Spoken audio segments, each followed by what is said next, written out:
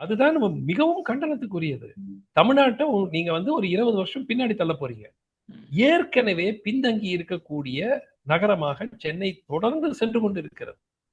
பெங்களூரு, ஹைதராபாத் எல்லாம் கம்பேர் எங்க இருந்ததுங்க பெங்களூரு, ஹைதராபாத்? என்னை போன்றவர்கள் கடந்த 25, 30 ஆண்டு காலமாக சென்னை தாங்க அப்போ மெயினு.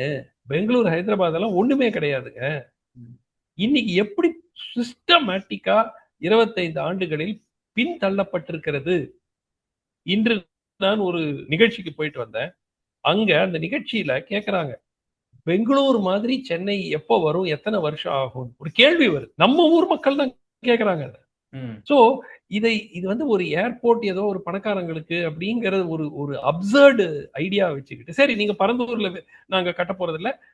பன்னூர்ல கட்ட போறோம். வேற எங்கேயாவது கட்ட போறோம். 10 வருஷம் ஆயிருக்குங்க இத சூஸ் பண்றதுக்கு.